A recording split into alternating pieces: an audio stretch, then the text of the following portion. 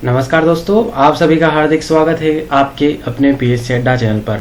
और मेरा नाम है राहुल व्यास। ठीक है दोस्तों, अभी हम जो है इंडियन ज्योग्राफी पढ़ रहे हैं और अभी तक जो है हमारे काफ़ी वीडियोस हो चुके हैं। तो ये हमारी जो है 8वीं क्लास है और हम जो है इस सीरीज में जानने वाले हैं भारत को काफ़ी डीपली, यानी कि इंडिया से संबंधित जितने भी टॉपिक्स हैं आपके जियोग्राफी के अकॉर्डिंग उनको तो हम कवर करेंगे ही करेंगे। साथ में आपको जो हम डेटा भी प्रोवाइड करेंगे वो भी आपके लिए काफ़ी हेल्पफुल रहेगा।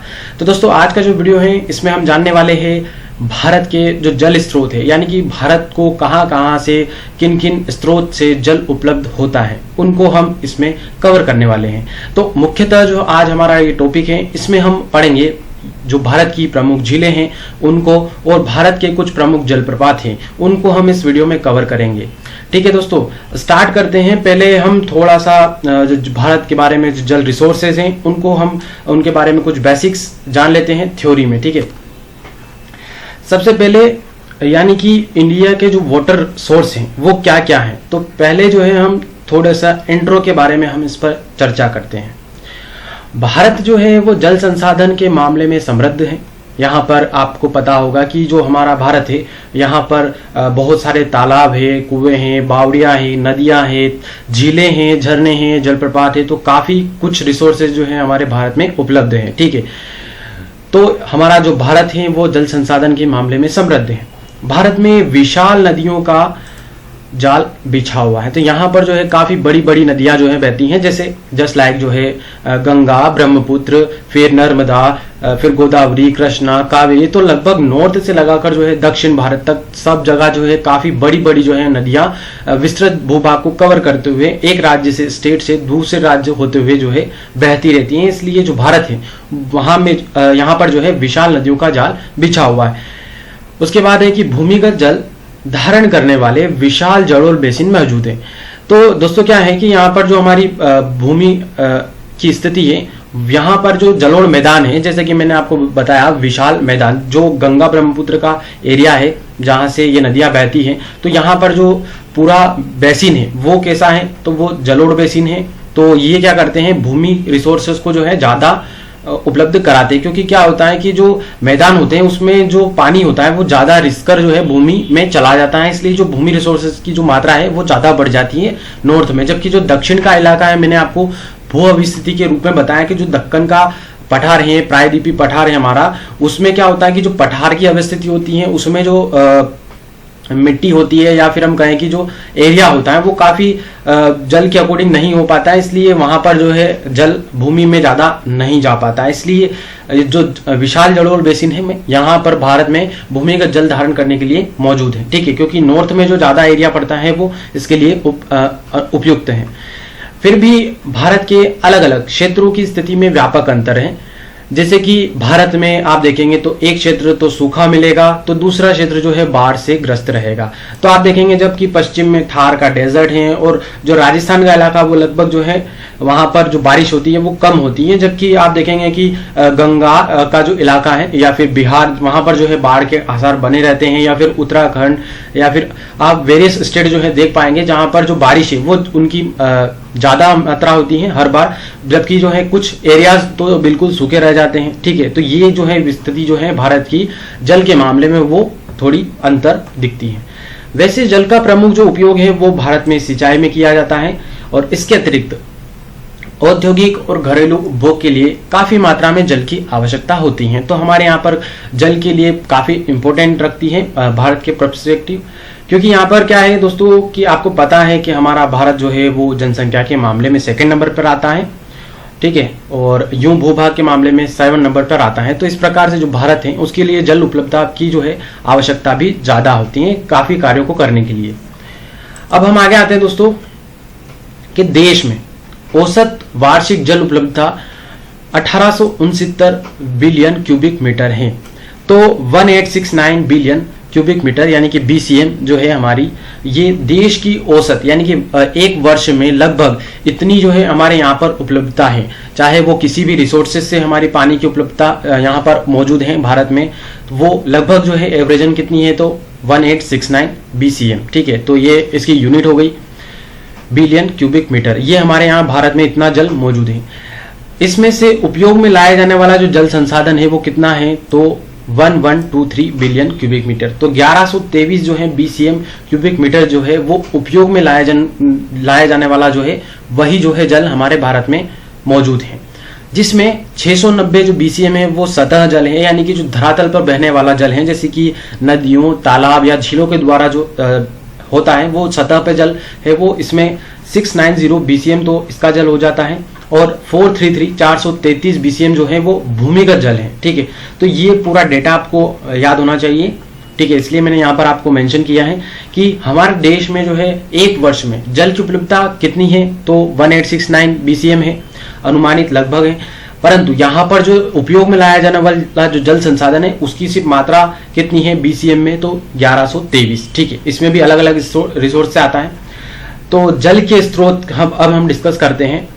तो भारत के जल संसाधनों को दो विशिष्ट श्रेणियों में बांटा जा सकता है, जैसे कि एक तो हो गया भूपृष्ठीय जो है जल संसाधन, दूसरा हो गया भूमिगत जल संसाधन। तो हमारे यहाँ जो है जल के स्रोतों यानी कि जल के संसाधनों को दो विशिष्ट श्रेणियों में बांटा जा सकता है दोस्तों। फर्स्ट क्या हो गया, तो भूपृष्ठीय यानी कि जो भूमि के सतह पर बहने वाला जल यानी कि धरातल पर बहने वाला जल, और दूसरा जो है श्रेणी हो गई भूमिगत जल यानी कि जो भूमि के अंदर मौजूद होता है। ठीक है, इनमें प्रत्येक श्रेणी पृथ्वी की जल प्रवाह प्रणाली का एक भाग है। ठीक है, तो इनमें ये दोनों जो श्रेणियां हैं दोस्तों ये पृथ्वी की जल प्रवाह प्रणाली का एक भाग है, यानी कि पूरी जो जल की बहने वाली प्रणालियां हैं इन्हीं का ये दोनों भाग हैं, जिसे जो है क्या बोला जाता है, तो जल चक्र बोला जाता है। यानी कि जो वाटर साइकिल है इसे ये बोला जाता है, इसी में जो है सभी काउंट होते हैं, जितना भी जो जल बह रहा है पूरे हमारी पृथ्वी पर। ठीक है, तो वो इसी जल चक्र का पार्ट होती हैं। तो ये दोनों जो श्रेणियां हैं ये भी इसी की एक भाग है। जल चक्र की जो उत्पत्ति है वो वर्षण, चाहे वो हिम द्वारा हो या जल द्वारा होती है। तो ये जो है जल चक्र की उत्पत्ति किसके माध्यम से होती है, वर्षा के माध्यम से होती है। उक्त दोनों श्रेणियां जो है एक दूसरे पर निर्भर है। कैसे, जैसे कि अगर आप भूपृष्ठीय जल संसाधन की जो श्रेणी है इसको लेते हैं, तो भूमि के ऊपर अगर जल बह रहा है तो वो कहीं ना कहीं जो है भूमिगत जल से बाहर आता है, तभी जो है उसका मतलब एक दूसरे से कनेक्टिविटी होती है। अगर मान लीजिए भूमि की सतह पर अगर जल नहीं होगा तो भूमि के अंदर जल कहाँ से आएगा। इसी प्रकार से अगर मान लीजिए कि भूमि में अगर जल की मात्रा नहीं होती तो वो फिर वर्षा में कराने में किस प्रकार से सहायता करे। तो इसी प्रकार से जो जल चक्र की जो दोनों श्रेणियां हैं ये दोनों ये एक दूसरे पर किसी न किसी प्रकार से निर्भर करती हैं, तथा एक का जो लाभ है वो एक स्पष्टता दूसरे की हानि है। जल के विभिन्न स्रोतों का विवेचन हम जो है यहाँ पर नीचे दिया गया है, इसको हम देखते हैं। वर्षा भारत में औसतन 118 सेंटीमीटर होती है। तो भारत में एवरेजन जो है हर साल कितनी वर्षा होती है, तो 118 सेंटीमीटर वर्षा होती है। और भारत के जल संसाधनों का एक बड़ा अनुपात उन क्षेत्रों में है जहां औसतन 100 सेंटीमीटर वार्षिक वर्षा होती है। तो ज्यादातर जो है हमारा वाटर रिसोर्स का एक बड़ा रेशो है वो कहां पर है दोस्तों, तो जहां पर जो है ज्यादातर एवरेजन 100 सेंटीमीटर वार्षिक वर्षा होती है उस इलाके में हमारा ज्यादा जो है ये पार्ट पड़ता है वाटर रिसोर्सेज का। तो ये जो 100 सेंटीमीटर की लगभग वार्षिक वर्षा मिलेगी आपको लगभग नॉर्दर्न एरिया में मिलेगी, जहां पर ज्यादा वर्षा आपको मिलेगी, जो पर्वतीय इलाके होते हैं वहां पर। वर्षा भूमिगत जल भूतों के पुनर्भरण को मुख्य साधन भी है। ठीक है, तो जो वर्षा होती है वो भूमिगत जल के वापस से भरने के लिए भी मुख्य साधन होती है। और कम वर्षा वाले क्षेत्रों में भूमिगत जल भूत सामान्यतः नुनखरे होते हैं, यानी कि जो यहाँ पर क्या होते हैं जो भूमिगत जल होते हैं वो कम उपयोगी होते हैं, क्योंकि वहां पर क्या होता है जो खारापन होता है भूमि में, जो चट्टानें होती हैं उसकी वजह से जो है भूमिगत जो जल होता है उसमें नमक की जो मात्रा है वो बढ़ जाती है, इसलिए वो उपयोग के लिए नहीं होता है। इसलिए से क्या लिखा गया है यहाँ पर कि कम वर्षा वाले जो क्षेत्र होते हैं वहां पर जो भूमिगत जल होता है वो क्या होता है, नुनखरे होते हैं। जैसे कि आप पश्चिमी राजस्थान के कुओं का जो है यहाँ पर खारा जल जो देखेंगे वो सिंचाई के उपयोग में नहीं लाया जा सकता, क्योंकि वहां पर जो राजस्थान में जल मिलेगा कुओं का उसमें क्या है नमक की मात्रा ज्यादा है, इसलिए वो सिंचाई के लिए हम यूज नहीं कर पाते हैं। वर्षा प्रतिरूप में भी व्यापक स्थानीय एवं अस्थायी अंतर पाए जाते हैं। ठीक है, तो वर्षा में भी आपको काफी डिफरेंस वेरिएशंस मिलते हैं, जहां मेघालय की खासी पहाड़ियों पर वर्ष में लगभग 1100 सेंटीमीटर तक की वर्षा होती है। तो आपको पता होगा दोस्तों कि जो हमारा सबसे ज्यादा विश्व में जो वर्षा का स्थान है वो मासिनराम मेघालय का स्थान है, जो मेघालय में पड़ता है। तो यहाँ पर जो आपको मैंने बताया है कि मेघालय की जो खासी पहाड़ियों में लगभग 1100 सेंटीमीटर की जो है वर्षा होती है। तो हर साल जो है इतनी जो है एवरेजन वर्षा जो है वहां पर होती है। तो वहां पर का जो इलाके हैं वहां पर ज्यादा वर्षा होती है। वहीं आप देखेंगे जो पश्चिमी राजस्थान के भाग है वहां पर यह जो है वर्षा वार्षिक 10 सेंटीमीटर से भी कम होती है। तो एक जगह तो आप देखेंगे कि कितना भौगोलिक रूप से अंतर हो जाता है वाटर रिसोर्सेज के मामले में। और वहीं आप एक पूर्वी इलाका देखेंगे और एक पश्चिमी इलाका तो भारत का, तो वो सूखा दिखेगा और वहां पर जो है पानी की समृद्धता दिखेगी मेघालय इलाके में। भारत में वर्षा का लगभग 80% जो है मानसून काल के 4 महीनों जून से सितंबर तक में प्राप्त होता है।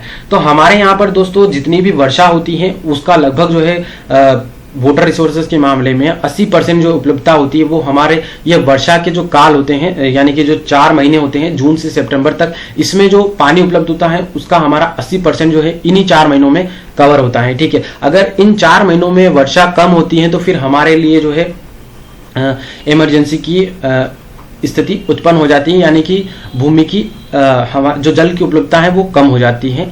ठीक है, तो इसलिए ये कहलाता जाता है कि जो मानसून होता है अगर मान लीजिए कि वो कम वर्षा करवाता है तो फिर हमारे लिए समस्या खड़ी हो जाती है भारत के लिए।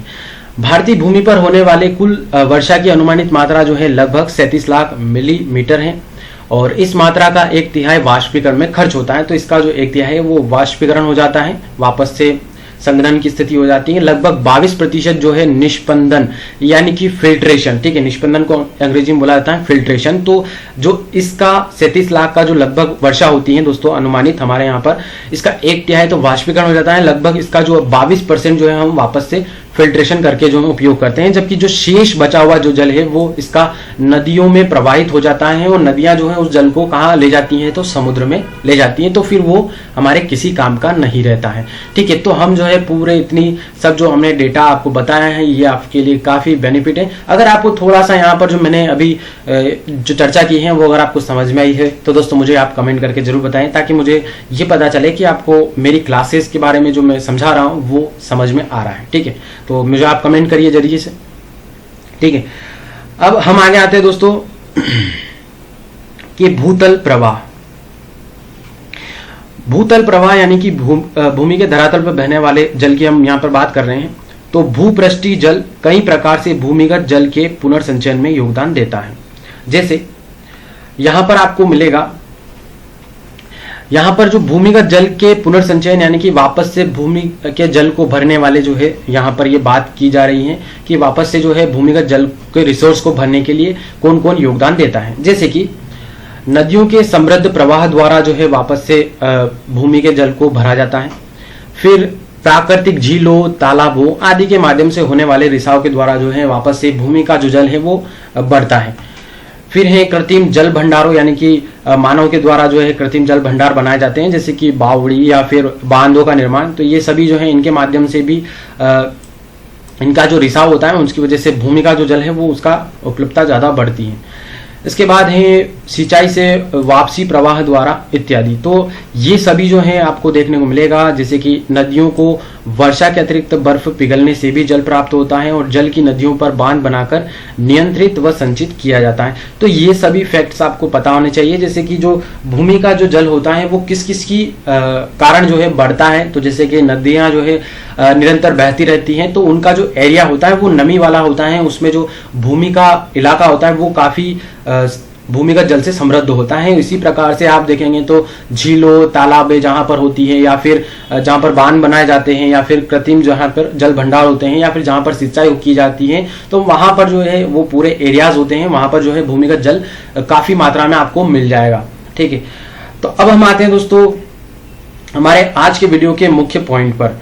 हम करने वाले हैं इस लेक्चर में झीलों के बारे में डिस्कशन। ये आपके प्रीफेक्ट या फिर हम कहें कि किसी भी एग्जाम में इंपोर्टेंट रखते हैं कि ये एग्जाम में पूछे जाते क्वेश्चन है कि भारत की झीलों के बारे में क्वेश्चन बनते हैं। तो हम सबसे पहले डिस्कस करते हैं कि आखिर झील क्या है। झील जल का वह स्थिर भाग है जो चारों तरफ से स्थलखंडों से घिरा होता है। दोस्तों मैंने आपको एक चीज बताई है कि द्वीप के बारे में। द्वीप क्या होते हैं कि अगर मान लीजिए कोई भी भूभाग है वो चारों ओर से जल से घिरा होता है तो वो क्या कहलाता है, द्वीप कहलाता है। जबकि यहाँ पर मैं जब बात कर रहा हूँ झील की, तो झील क्या होती है कि वह स्थिर भूभाग जो जल का भाग होता है वो अगर चारों ओर से स्थलखंड से यानी कि पृथ्वी के किसी भी भूभाग से घिरा होता है, कोई भी स्थिर एरिया जो जल से भरा होता है तो वो क्या कहलाता है, झील कहलाता है। सामान्य रूप से जो झील भूतल के विस्तृत गड्ढे हैं जिनमें जल भरा होता है, यानी कि नॉर्मली क्या होता है, झील क्या होती है तो वो भूमि के वेग बहुत विस्तृत बड़े बड़े गड्ढे होते हैं जिनमें जल भर जाता है, चाहे वो वर्षा के माध्यम से भर जाए या फिर किसी अन्य रूप से। ठीक है, तो कृत्रिम झीलें भी होती हैं और प्राकृतिक झीलें भी होती हैं। झीलों को जो जल है वो प्राय स्थिर होता है और झीलों की एक महत्वपूर्ण विशेषता उनका खारापन होता है। तो झीलें क्या होती हैं, उनकी एक विशेषता होती है कि वो खारी भी होती हैं। लेकिन अनेक झीलें जो है वो मीठे पानी की भी होती है। ठीक है, तो कहीं पर आपको जो झीलें हैं वो मीठी भी मिलेगी तो खारी भी मिलेगी। ठीक है, हम देखेंगे झीलें जो है भूपटल के किसी भी भाग पर हो सकती हैं। ये उच्च पर्वतों पर मिलती हैं, पठारों पर भी मिलती हैं, मैदानों पर भी मिलती हैं तथा स्थल पर सागर तल से नीचे भी पाई जाती हैं। भारत में कुछ महत्वपूर्ण झीलें इस प्रकार हैं। तो यहाँ पर अब हम डिस्कस करेंगे कि कौन कौन सी भारत में झीलें हैं और वो कौन से राज्य में, स्टेट में पड़ती हैं। सबसे पहले यहाँ पर आपको दिखेगी डल और वुलर झील। ये जम्मू कश्मीर की फेमस झीलें हैं दोस्तों, क्योंकि वुलर झील तो इसलिए फेमस है क्योंकि भारत की सबसे बड़ी जो है मीठे पानी की झील वुलर झील ही है। और वुलर और जो डल झील है वो जम्मू कश्मीर में पर्यटन की टूरिज्म के लिए भी यूज की जाती है और काफी इसका जो नज़ारा है वो भी काफी आपको दर्शनीय होता है। तो यहाँ पर जो पर्यटक होते हैं वो भी घूमने के लिए इस झील का दीदार करने अवश्य जाते हैं। तो ये जो झील है वो इम्पोर्टेंट भी है। तो ये कहाँ पर है दोस्तों, जम्मू कश्मीर में। ये मुझे आप कमेंट बॉक्स में आंसर भी करते जाइएगा कि ये डल और वुलर झील कहाँ पर है। ठीक है, नेक्स्ट झील है दोस्तों की चिल्का झील। ये कहाँ पर मिलेगी तो ओडिशा में। ठीक है, तो मुझे आप कमेंट में कीजिए। ठीक है, तो जो चिल्का झील है वो आपको ओडिशा में मिलेगी। अब ये झील इंपोर्टेंट क्यों है दोस्तों, तो चिल्का झील है वो हमारे भारत की सबसे बड़ी झील है क्षेत्र एरिया के हिसाब से। और ये जो है खारे पानी की झील है, इसलिए यहाँ पर क्या है कि अगर मीठे पानी की झील पूछा जाता है कि भारत की सबसे मीठी पानी की झील कौन सी है तो वुलर झील कहलाती है। जबकि अगर ओवरऑल हम बात करें तो भारत की जो है एरिया के मुकाबले, क्षेत्रफल के मुकाबले सबसे बड़ी झील कौन सी हो जाती है, चिल्का झील जो ओडिशा में है। और वहीं चिल्का झील है सबसे बड़ी खारे पानी की झील भी कहलाती है। आगे हैं हम देखें तो सांबर झील। ये राजस्थान की है दोस्तों और ये इसलिए इंपॉर्टेंट हो जाती है क्योंकि ये नमक वाली जो है झील, यानी कि इसमें जो नमक की मात्रा है वो काफी मात्रा में मिलती है। तो जो सांबर झील है वो नमकीन झील के लिए फेमस है। फिर आगे हैं दोस्तों की फलोदी, कछार, लुनकर नसर और राजसमंद और पुष्कर झील जो है ये आपको सभी कहां पर मिलेगी तो राजस्थान एरिया में मिलेगी। ठीक है, अब दोस्तों हम यहाँ पर क्या करेंगे, इनको मैप में भी देख लेंगे तो ताकि आपका जो मैपिंग क्लियर भी यहाँ पर हो जाए। तो अब दोस्तों यहाँ पर आगे बढ़ते हैं हम कि भीमताल, सात ताल, नोकुचिया ताल और खुरपा ताल, नैनीताल, पुना ताल, मालवा ताल जो झीलें हैं ये आपको मिलेगी उत्तराखंड में। तो ये इस प्रकार से भी आप याद रख सकते हैं कि जितनी भी ताल वाली जो झीलें हैं वो उत्तराखंड में आपको मिल जाएगी। अब आगे देखें दोस्तों कि खज्जियर झील, रेणुका झील और यह कहां पर है तो हिमाचल प्रदेश में। मुझे आप कमेंट बॉक्स में आंसर कीजिए फटाफट।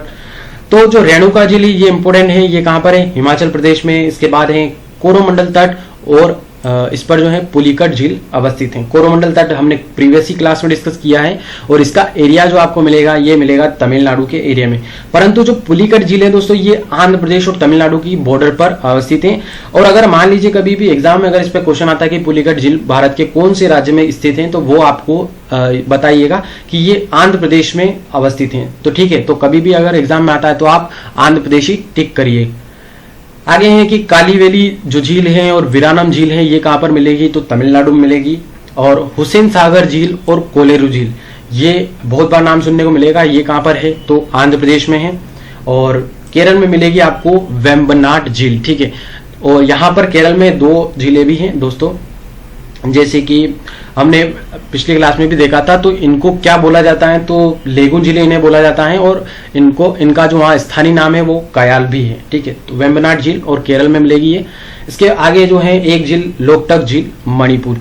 तो यहाँ पर जो है दोस्तों ये लोकटक झील जो है ये भी इंपॉर्टेंट है, क्योंकि यहाँ पर जो है तैरता हुआ राष्ट्रीय अभ्यारण्य तैरता हुआ राष्ट्रीय जो नेशनल पार्क भी है मणिपुर में इसी लोकटक झील में अवस्थित है, तो इसलिए ये इंपॉर्टेंट हो जाती है। अब दोस्तों मैं आपको एक बार मैप में ये सारी झीलें बता देता हूँ। यहाँ पर आपको सारी झीलें जो है देखने को मिल जाएगी दोस्तों कि भारत की ताजे पानी की जो सबसे बड़ी झील है वो कौन सी है, तो वुलर झील है। कहाँ पर? जम्मू कश्मीर में ढल झील आपको जम्मू कश्मीर में मिल जाएगी। इसके बाद जानसर झील जो है ये भी जम्मू कश्मीर में। फिर एक ये इंपॉर्टेंट है दोस्तों कि पेंगोंग त्योसो झील। ये पेंगोंग सो झील जो है दोस्तों ये कभी कभी करंट में खबर में रहती है, इसलिए ये इंपॉर्टेंट है क्योंकि ये आपको यहाँ पर मिलेगी भारत और जो चीन का इलाका है अक्साई चीन वाला, इस वाले एरिया में आपको ये बॉर्डर मिलेगी। ठीक है, यहाँ पर आपको मिल जाएगी ये झील। और फिर इसके आगे हैं कि सूरजताल झील, चंद्रताल झील और नाको झील, तो ये सभी कहाँ पर मिलेगी दोस्तों? आपको हिमाचल प्रदेश में। रेणुका झील जो है आपको हिमाचल प्रदेश में मिल जाएगी। तो ये आप याद रखिए कि जो सूरज और चंद्र वाले हैं वो उसकी कंडीशन हमेशा नॉर्थ में रहती हैं, तो वो आपको मिलेगी भारत के नॉर्थ में हिमाचल प्रदेश में, और रेणुका और नाको झील जो है आपको हिमाचल में मिल जाएगी। इसके बाद आपको ये थोड़ा सा याद रखना पड़ेगा दोस्तों कि उत्तराखंड में सात ताल, भीमताल जो है झीलें उत्तराखंड में मिलेगी। इसके बाद जो है रूपकुंड झील भी है, वो उत्तराखंड में है। इसके बाद जो नैनी झील है वो भी उत्तराखंड में, नैनीताल तो आपको पता ही होगा। इसके बाद है आगे राजस्थान की झीलें की, जैसे कि पंचभद्र झील, उसके बाद देवर झील, राजसमंद झील। राजसमंद झील क्यों है कि दोस्तों ये राजस्थान की सबसे बड़ी जो है मीठे जल की जो है झील है। और सांबर झील जो है ये मैंने आपको बता दी, पुष्कर झील, फिर नक्की झील भी यहाँ पर है। और यहाँ पर एक और मिलेगी दोस्तों गुजरात में, नल सरोवर झील। ठीक है, इसके बाद है दोस्तों महाराष्ट्र में एक मिलेगी पोवई झील। इसके बाद लोनार झील भी इंपॉर्टेंट है महाराष्ट्र की। इसके बाद आपको केरल में मिलेगी ये 3 और झीलें। वेबनाड तो मैंने आपको बता दी, अष्टमुडी झील, उसके बाद सस्तम कोटा झील। ठीक है, इसके बाद आपको तमिलनाडु में मिलेगी वीरानम झील और चेम्बरबक्कम झील। ठीक है, इसके बाद आपको यहाँ पर मिलेगी दोस्तों ये आंध्र प्रदेश का एरिया, यहाँ पर पुलिकट झील की मैं बात कर रहा था, ये दोनों की बॉर्डर पर है। इसके बाद कोलेरू झील जो है वो आंध्र प्रदेश में मिलेगी। इसके बाद तेलंगाना की जो झीलें हैं वो है हुसैन सागर झील और उस्मान झील। ठीक है, इसके बाद है चिल्का झील जो है वो आपको मिलेगी उड़ीसा में। भारत की सबसे बड़ी लेगून झील है। लेगून झीलें क्या होती है दोस्तों? जो समुद्र के एरिया की वजह से बनती है, इसलिए जो है उसे हम लेगून झील बोलते हैं। पूर्वोत्तर भारत की सबसे बड़ी झील जो है कौन सी है दोस्तों? तो लोकटक झील है मणिपुर में। और यहाँ पर आपको सारी झीलें मैंने कवर करा दी हैं। एक झील आपको मिलेगी सोंगमो झील जो सिक्किम में पड़ती है। एक हमारे मध्य प्रदेश की झील भी मिलेगी दोस्तों, भोजताल झील और तवा वोहर झील। ठीक है, तो ये सारी इंपॉर्टेंस जो झीलें हैं वो इस मैप में आपको मिल जाएगी। और यहाँ पर हमने थ्योरी के अकॉर्डिंग भी देख लिया है। अब दोस्तों हम चलते हैं आगे नेक्स्ट में कि जलप्रपात। ठीक है,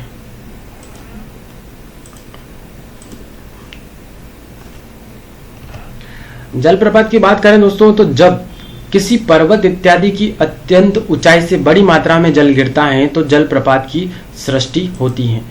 यानी कि दोस्तों जब कभी भी पर्वतों की स्थिति आपको मैंने बताई है कि जो पर्वत होते हैं वो काफी ऊंचे होते हैं, लगभग 6000 मीटर की इनकी ऊंचाई होती है। अगर इतनी ऊंचाई से कोई भी जल गिरता है तो वहां पर क्या बनता है? जलप्रपात जो है उसकी उत्पत्ति हो जाती है।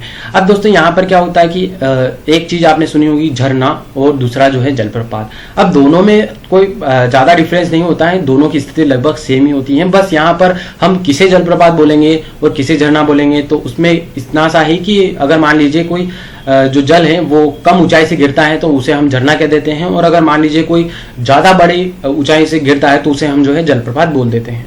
ठीक है, यह जो है कई कारकों जैसे कि शैलों की सापेक्ष प्रतिरोधकता, जैसे कि जो चट्टानें होती हैं वो आपस में प्रतिरोध करती रहती हैं, यानी कि एक दूसरे का विरोध करती रहती हैं, उनके कारण ये। इसके अलावा भूपृष्ठीय उभारों की सापेक्ष विभेदता के कारण, तो जो भूपर पट्टी की जो चट्टानें होती हैं उनमें काफी जो है गति या होती रहती हैं, उसकी वजह से।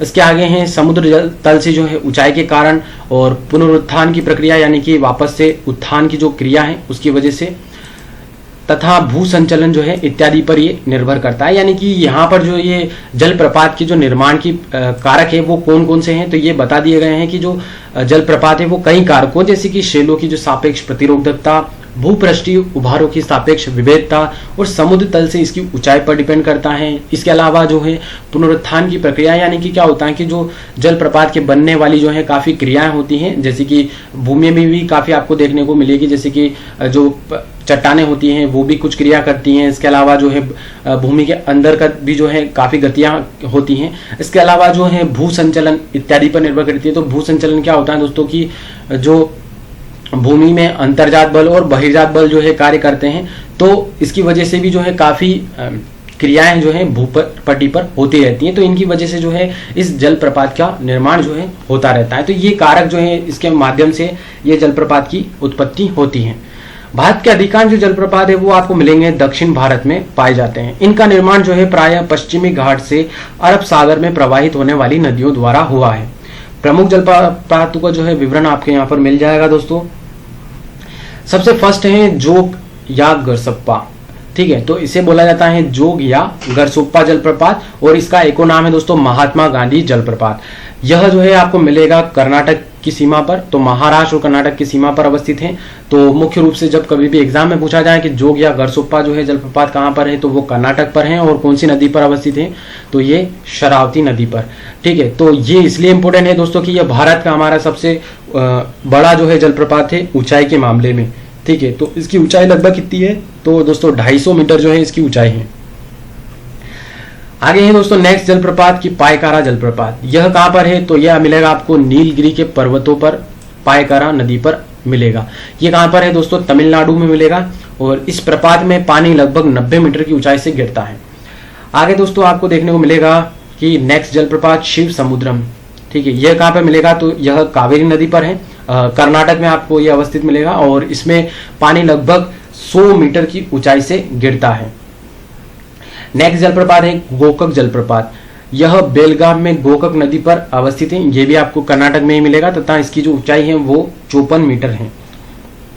नेक्स्ट है यन्ना जलप्रपात। यह मिलेगा महाबलेश्वर के निकट तथा इसकी ऊंचाई जो है 180 मीटर है। तो महाबलेश्वर कहाँ है दोस्तों, महाराष्ट्र में है, तो वहां पर यह जलप्रपात आपको मिल जाएगा।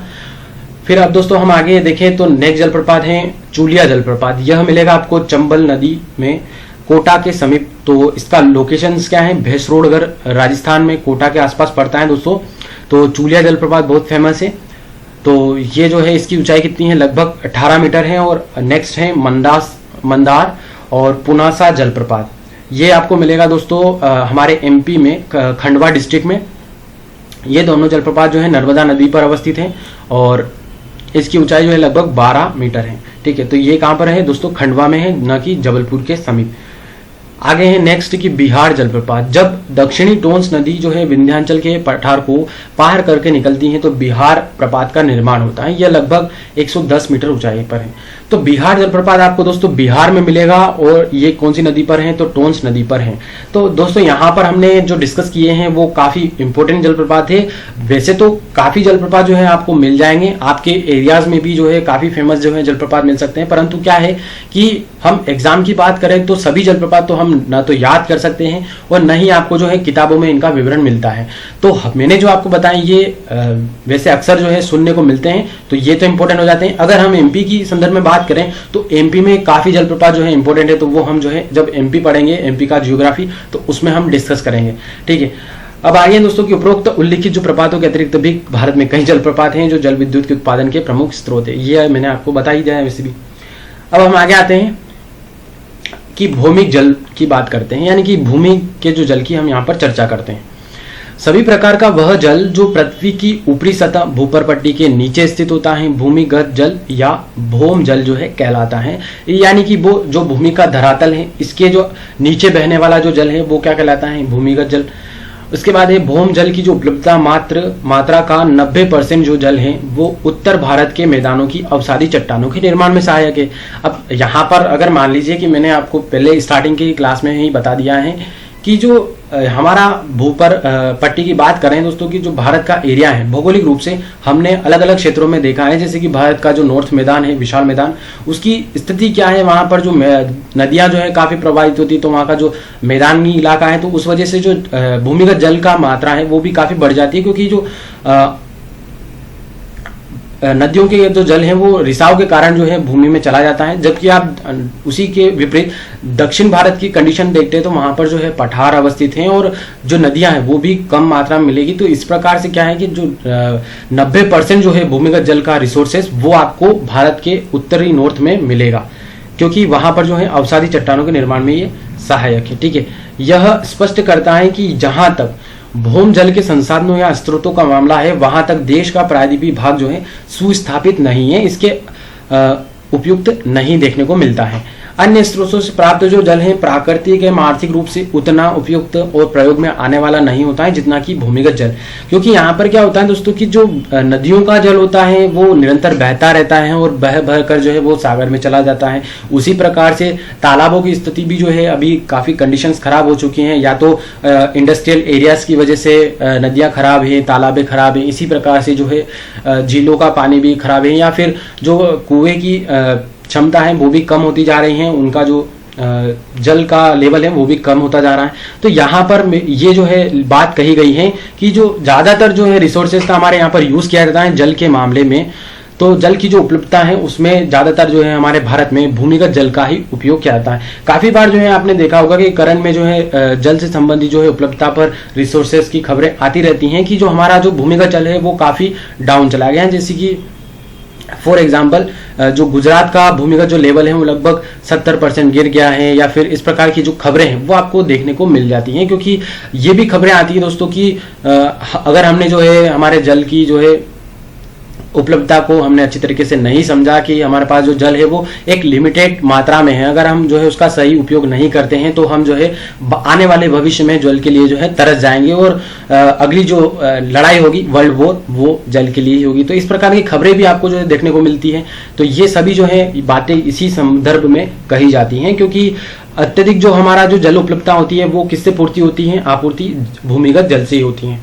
सतही जल की जो आपूर्ति की तुलना में भूमिगत जल अधिकतर मामलों में नियत संरचना एवं तापमान वाला होता है तथा प्रदूषकों, अवांछित रंगों तथा पैथोजेन से मुक्त होता है। इस प्रकार इसमें अल्प शोधन की आवश्यकता होती है। यहाँ पर जो है जो भूमिगत जल होता है दोस्तों, उसमें क्या होता है कि जो चट्टानी इलाके होते हैं उसमें वो अपने आप ही रिफाइनरी होता है, क्योंकि जो मिट्टी की प्रकृति होती है वो इस प्रकार से होती है कि वो जल को छानने के बाद ही जो है आगे बढ़ाती जाती है। तो यहाँ पर क्या होता है कि जो भूमिगत जल होता है वो काफी प्योर होता है, लगभग उसमें काफी कम ही जो है प्रदूषक मौजूद होते हैं, इसलिए उसको शोधन करने की आवश्यकता नहीं होती है। अब आगे देखिए दोस्तों कि भूमिगत जो अधिकतर भूम जल निम्न स्रोतों से प्राप्त किया जाता है। कहाँ कहाँ से हमें जो है भूमिगत जल जो है प्राप्त होता है? तो मौसमी जल या वर्षण से जो प्राप्त जल, जैसे कि वर्षा या हिमपात का जो जल होता है, इससे हमें भूमिगत जल उपलब्ध होता है। इसके आगे है कि आग्नेय चट्टानों में अवसादीकरण के कारण परतदार चट्टानों के मध्य उसके उनके जन्म काल का जो जल, यानी कि जो प्राचीन काल में जो चट्टानें बनी थी उनके जो बीच में अवस्थित जो जल है, काफी पुराना जल, वो उसके माध्यम से भी हमें भूमिगत जल मिलता रहता है। इसके बाद है नेक्स्ट की गर्म पिघलते द्रव्यमान से जल धारा के संघनन के कारण चट्टानों के रंध्रों या दरारों में संचित आग्नेय प्रक्रिया के समय भूगर्भ से निकला उष्ण खनिज जल। तो इसमें क्या होता है दोस्तों कि हमारे प्राचीन में जब हमारी पृथ्वी का निर्माण हुआ था तो उस समय जो आग्नेय चट्टानें थी उस समय भी जो है पृथ्वी पर जो है कुछ जल वाष्प या फिर हम कहें कि जो जल की मात्रा है वो मौजूद थी। तो इसलिए उस समय से जो बना हुआ जो जल है पृथ्वी के धरातल में, उसमें क्या होता है कि कभी कभी जो है गर्म पानी भी निकलता रहता है। तो इसलिए जो है इससे भी हमें जो है भूमिगत जल की आपूर्ति होती है। फिर है कि गंगा ब्रह्मपुत्र जो कछारी प्रदेश है, यह जो प्रदेश आपको मिलेगा मुख्य रूप से ओडिशा, बंगाल, असम, बिहार, उत्तर प्रदेश, यूपी तक जो है ये पूरा गंगा ब्रह्मपुत्र का कछारी प्रदेश है। तो यहाँ पर आपको भूमिगत जल का ज्यादातर रिसोर्स उपलब्ध मिलेगा, क्योंकि मैंने आपको पहले ही बता दें कि जो नदियां हैं भारत की वो अत्यधिक जो है नॉर्थ में बहती हैं, काफी बड़ी बड़ी नदियां, तथा देश का जो सर्वाधिक समृद्ध भूमिगत जो जल स्रोत है यही है एरियाज। ठीक है, अब दोस्तों हम आगे देखें तो भूम जल का विकास। ठीक है, कि भूमिगत जल का विकास कैसे है। वर्तमान में 70% से अधिक जनसंख्या अपनी घरेलू आवश्यकताओं के लिए भूमिगत जल का प्रयोग करती है तथा आधी से अधिक जनसंख्या की स्रोत से सिंचाई जरूरतें पूरी होती हैं। तो 70% जनसंख्या जो है भूमिगत जल का हमारे यहाँ पर उपयोग होता है, और ज्यादातर जो सिंचाई होती है वो भी हमारे यहाँ पर कुएं, नहरें, बावड़ी इत्यादि तालाबों, इनसे जो है सिंचाई होती है, ये आप सभी जानते हैं। ठीक है, देश में भूमिगत जो जल का विकास है एक समान नहीं रहा है। और कुछ क्षेत्रों में इसकी कमी है, जबकि अन्य में इसकी विकास की उच्च गहनता के कारण इसका जरूरत से ज्यादा अवशोषण किया जाता है। तो कहीं पर दोस्तों पानी की किल्लत महसूस होती है, वहां पर जो है एक बूंद के लिए जो है हमारी जनसंख्या तरसती है, तो वहीं जो है आप देखेंगे कि जो एक पॉपुलेशन होती है वो तो पानी का जो है अवशोषण करती है, यानी कि बेफुजली जो है उन पर पानी का जो है ढोलती रहती है, या हम यूं कहें कि जो है उसका वेस्टेज करती रहती है। जबकि जो है अधिकतर क्षेत्रों में ताजा भूमिक जो जल है वो आपको मिलेगा राजस्थान, पंजाब, हरियाणा, तटीय सौराष्ट्र एवं कच्छ तथा पूर्वी तट के शुष्क क्षेत्रों में खारा भूमजल यानी कि नमक वाला जो भूमिगत जल है वो आपको इन एरियाज में मिल जाएगा। जैसे कि राजस्थान या फिर सौराष्ट्र गुजरात का जो इलाका है कच्छ वाला, इसमें आपको ये जो है भूमिगत जल मिल जाएगा। ठीक है, अब दोस्तों यहाँ पर है कि भूमिगत जल का शरण, ठीक है, तो यहाँ पर आपको देखने को मिलेगा भूमिगत जल का जो है स्तर का क्षरण किस किस कारणों से हो रहा है। जैसे कि यहाँ पर आपको देखने को मिलेगा, मैं आपको यहाँ पर थोड़ा सा छोटा कर दूं, तो दोस्तों यहाँ पर आप देख पाएंगे कि भूमिगत जल का जो स्तर है वो क्यों आखिर गिर रहा है। ठीक है, तो भारत में स्थायी भूमि जल स्रोतों का क्षरण एक जानी पहचानी समस्या है, आप सभी इसी से परिचित हैं। विशेष रूप से उन क्षेत्रों में जो कठोर चट्टान वाले हैं या निम्न जल स्तर वाले हैं। भूमि जल के बहाव पथ में परिवर्तन से प्रायः साफ सुथरे जल स्रोत प्रदूषित हो जाते हैं। ठीक है, तो बहुत सारे कारण हैं जिससे भूमिगत जल जो है प्रभावित होता है। निम्न कारण भारत में भूमि जल स्रोत के क्षरण के हेतु जिम्मेदार ठहराए जा सकते हैं, जैसे जल का अवांछित अवशोषण, ठीक है, यानी कि जो है ढंग से जो है इनका यूज नहीं हो पा रहा है भूमिगत जल का, और क्या हो रहा है कि वेस्टेज हो रहा है, अधिकाधिक जो है पंपिंग की जा रही है। जैसे कि आज प्रत्येक घर में जो है या तो जो ट्यूबवेल या फिर बोरिंग की जो है सुविधा कर दी जाती है, जिसकी वजह से जो भूमिगत जल का स्रोत है वो जो है कम हो रहा है। जल के अन्य स्रोतों की अनुपलब्धता के कारण भूमि जल पर जो है विशेष रूप से निर्भरता, यानी कि ज्यादातर जो हम भूमिगत जल पर डिपेंडेंट है। ठीक है, और नगर निगम द्वारा जो आपूर्ति किए जाने वाले जल की मात्रा एवं समय के संदर्भ में लोगों की इस पर विश्वसनीयता, यानी कि अविश्वसनीयता है दोस्तों, जो नगर पालिका द्वारा या आपके जो नगर निगम में द्वारा जो जल प्रोवाइड किया जाता है नलों के माध्यम से, उसमें जो लोगों की अविश्वसनीयता यानी कि विश्वास कम है। क्योंकि क्या होता है कि ये जो है कहाँ से पानी आ रहा है या फिर कितना फिल्ट्रेशन हो रहा है, इसकी जो है प्रॉपर विश्वास जनता को नहीं होता है, उन्हें अपने निजी स्रोत की तरफ धकेलती है। तो इसी कारण जो है दोस्तों सभी जो है अपनी सुविधा के अकॉर्डिंग या तो कुएं या बावड़ी या फिर जो है बोरिंग की व्यवस्था के अकॉर्डिंग जो है काम करते हैं रहते हैं। ठीक है, तो इस वजह से जो है भूमिगत जल का क्षरण हो रहा है। तो दोस्तों यहाँ पर जो है हमारे कुछ टॉपिक्स कंप्लीट हो जाते हैं जल स्रोत से संबंधित, वाटर रिसोर्स से संबंधित, परंतु हम जो है नेक्स्ट वीडियो में जानेंगे नदी प्रणाली के बारे में कि हमारे जो यहाँ जो है अफवाह तंत्र जो है किस प्रकार से कार्य कर रहा है। ठीक है, यानी कि मुख्य रूप से हम नदियों को कल के वीडियो में डिस्कस करने वाले हैं। तो दोस्तों अगर आपको ये वीडियो पसंद आया है तो मुझे लाइक और कमेंट करके जरूर बताइए, ठीक है, ताकि जो मेरी जो आने वाली वीडियोस की क्वालिटी है मैं और इम्प्रूव कर सकूं। और अगर आपको इसका पीडीएफ चाहिए तो ये हमारा टेलीग्राम चैनल है, इसे ज्वाइन कर लीजिए, वहां पर इसका पीडीएफ उपलब्ध हो जाएगा। और अगर आप चैनल पर नए हैं तो चैनल को सब्सक्राइब कर लीजिए दोस्तों, ताकि हमारी आने वाली वीडियोस की नोटिफिकेशन भी आपको मिलती रहे। तो दोस्तों आज के लिए इतना ही, आप सभी का धन्यवाद और शुभ रात्रि।